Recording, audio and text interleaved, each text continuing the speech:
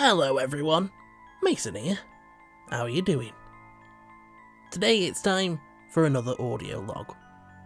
I got so much good feedback from my review of The 100-Year-Old Man Who Climbed Out of the Window and Disappeared that I thought that I'd do another review in the same style.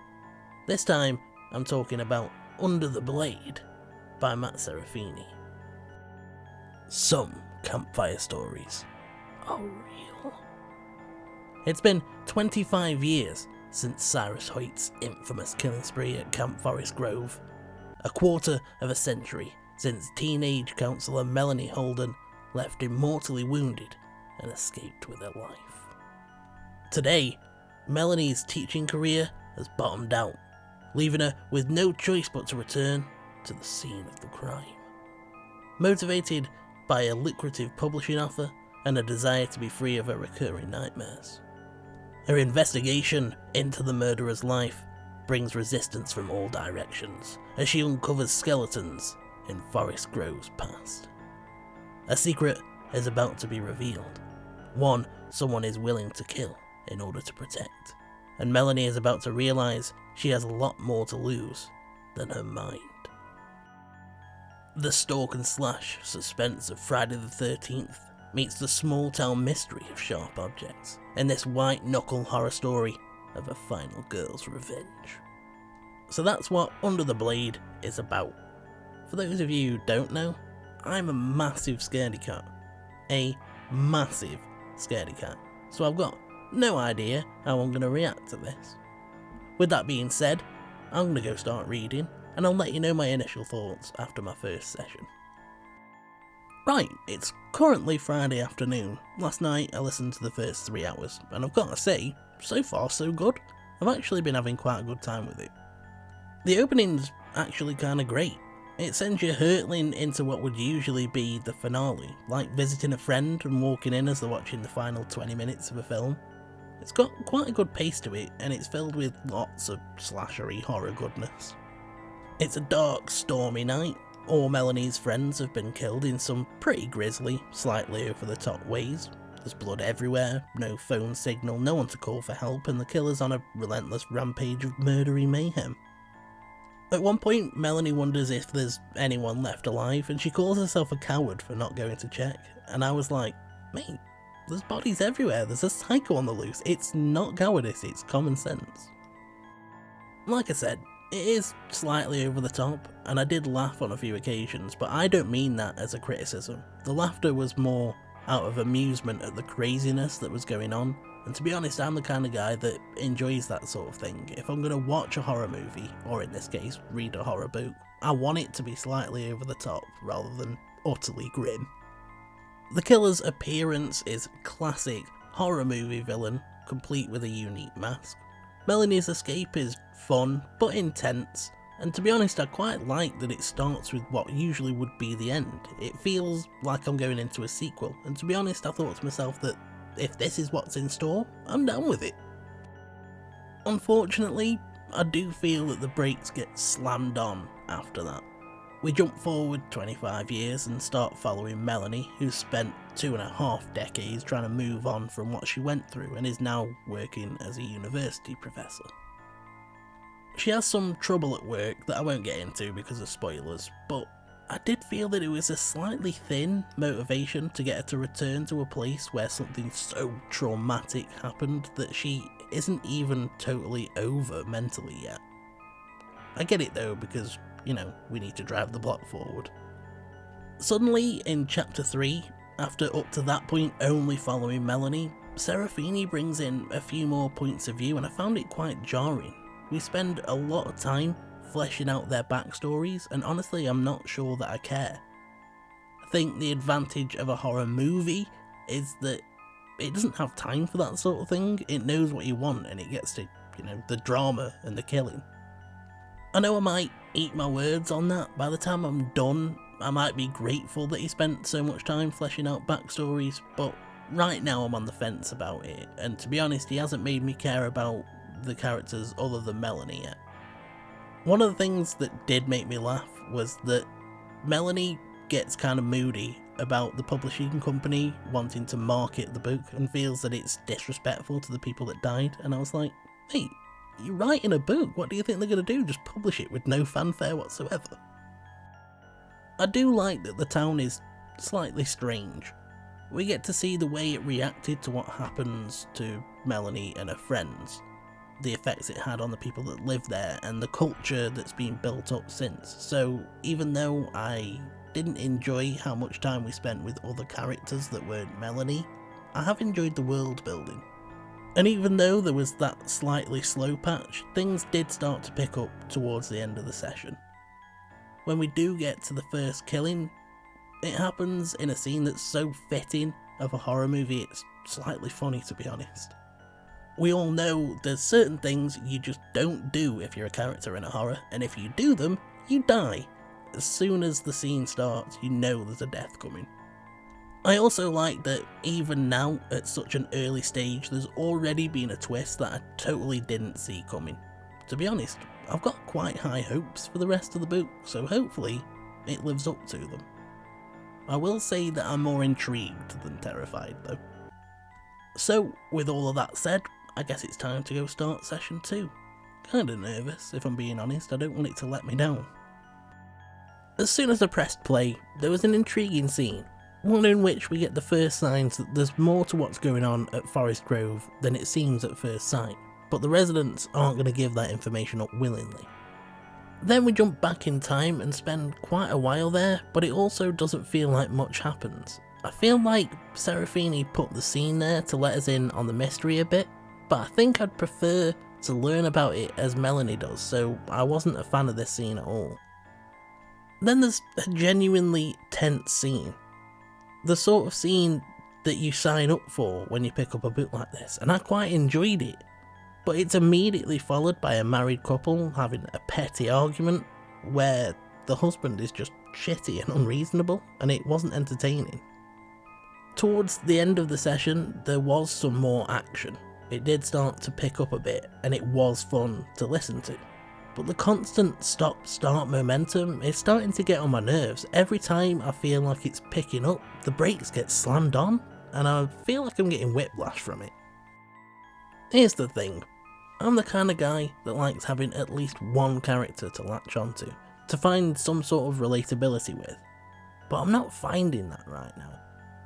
Even Melanie, as the main character, is starting to get quite annoying for reasons that I can't really go into because of spoilers, but she's just not a very nice person. There's only one character I can think of that's remotely likeable, but we don't spend very much time with them at all, and they're also involved in some pretty frustrating scenes. Another problem I'm having is the lack of mystery. Serafini has made sure that we know exactly what the killer looks like.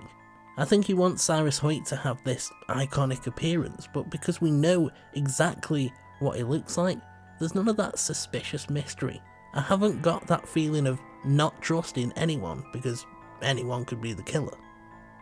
The thing is, the parts that are good, and I would never say that I wish I hadn't picked it up, but at the same time, if the second half doesn't get much better than this, it's also not going to be the sort of book that I highly recommend. There was one moment where I couldn't help but burst out laughing. I'll admit it was a pretty childish thing to laugh at, but just listen to this quote. Let's get rid of the music for this part. He was an attractive guy on the surface, and had no problem filling out that uniform. His tan pants were tight, accentuating shapely buns. His bulging arms made her want to bite a lip. The only problem was, there didn't seem to be much going on above those wide shoulders. Well, that took me a few attempts to get through. Shapely buns. That's not a phrase that I've heard as a descriptor before. Hopefully never will again, because it was too funny and it took me right out of the moment. There was another quote I wrote down. This time it wasn't funny, but it was a good example of why I don't like Melanie that much. It wasn't fair to judge, but she was around 30 and her alternative goth chic style was more suited to high school than real life. No wonder she worked so closely with Forest Grove's teenagers. She obviously considered herself one of them. Okay, it wasn't fair to make assessments, but her black eyeliner and matching nails were more suited to a rebellious barista than a married housewife living in a small town. Well, it's not fair to judge people, but I'm going to anyway. Alright, Melanie. Look, some people look different. You're gonna have to get used to this fact. The final thing I have to say for this part is that we've got well into why don't you just leave territory. Now I know if she just left there'd be no story, but this is one of the problems I have with horror in general. There comes a point where it just becomes ridiculous that the character keeps himself in this situation. Right, so I think I've told you everything on my mind, and with that said, I'm gonna go read some more. I'm back and it's Friday. Now I finished this book on Tuesday. I did intend to come and give you another update between sessions, but the truth was, after Monday night's session of an hour and a half, I just had nothing left to say, so Tuesday night I powered through the last 3.5 hours. I haven't had time to record anything until now. Wednesday night I went for a drink with a friend. Thursday I was way too hungover to come and record anything. In future, I seriously need to stay away from strawberry and lime vodka because it's too easy to drink and deadly. Anyway, now that I'm not hungover anymore, it's time to tell you what I thought of the rest of the book. Get ready for this one. It's gonna be a good one. As you can probably tell, the enthusiasm that I was feeling at the start of this review has not carried through to this point. The truth is, by the end, I hated Under the Blade. It took a sudden turn in a direction that I didn't sign up for, wasn't interested in, and was also executed pretty badly. In the last third of the book, the action really picks up. Stuff's happening, people start dying, lots of people start dying. There are elements to the plot that should have terrified me. With the irrational fears that I have, being the scaredy cat that I am, I should have been terrified, but instead, I was just bored. It got to the point where I was actively rooting for the killer because the main character became insufferable. And to tell you the truth, the writing was pretty much just as bad. There are so many deaths in this book, and the author's favourite thing were bursting eyeballs. He mentions them so many times that it becomes comical by the end. Not only that, but there are some clunky, awful descriptions like this one. He was draped, face down over the tub wall, his guts strewn over the tiled floor, like spilled pasta. Like spilled pasta? Wow, that's so gruesome. There were so many moments like that, where the descriptions just took me right out of the story. Like the time when one character gets hit over the head with a hammer, and the author describes the sound as being like melons cracking. The situation isn't helped by the audiobook's narrator Chloe Cannon either. When she's narrated Melanie's parts, it's fine, she does an adequate job, but when she has to do male voices, they're not convincing, and they all sound the same. There's one particular chapter where it's narrated by a character for whom she needs to do a creepy, whispery voice, and it lasts about half an hour. It's unbearable. It got to the point where I just started skipping through it, which is stupid because I'm pretty sure there was some key plot points, but by that point I just didn't care. I wanted it to be over. I just can't believe how much I ended up hating this, considering how great I thought it was at the start.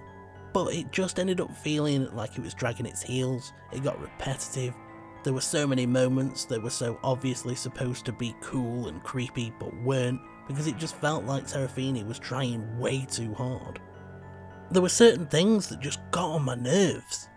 At one point at the end of session 2, Serafini introduces this thing that I thought could have been a really intriguing element to the plot. A mystery that could have run its course throughout the rest of the book. No, he explained it in like 20 minutes. Then of course, there's the twists. The main twist that's super obvious and easy to work out, and the obligatory final twist because it's a horror, so they have to leave you on one final shocking note. In all fairness, that final twist was the most terrifying thing about the book, but only because it felt like it was leaving things open for a sequel.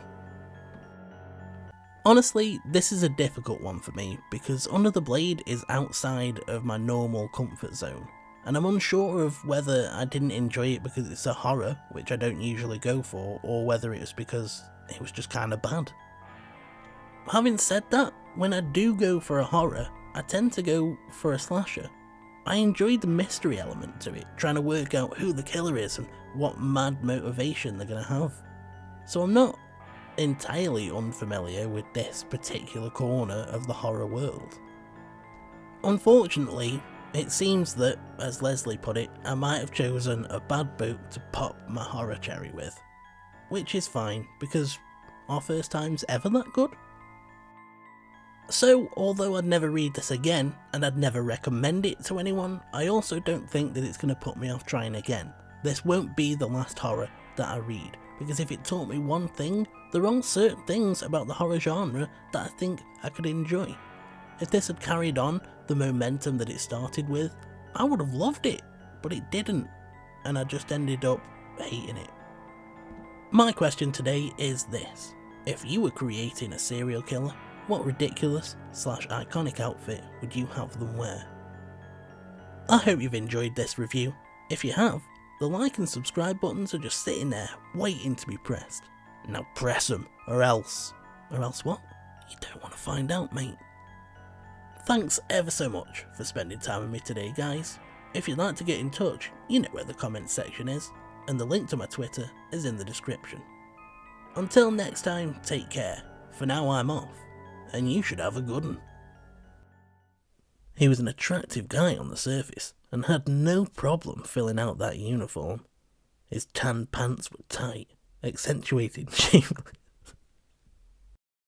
He was an I can't do this. His tan pants were tight, accentuating shapely buns. Pull it together. He was an attractive guy on the surface. His tanned pants were tight, accentuating shapely buns. Bulging arms made her want to bite her lip. The only problem was not much seemed to be going on above those wide shoulders. Thanks for sending me that, Sharon. You really did that better than I ever could. I don't know who that Sharon woman thinks she is. She thinks she's so much better than me, and it really gets on my nerves.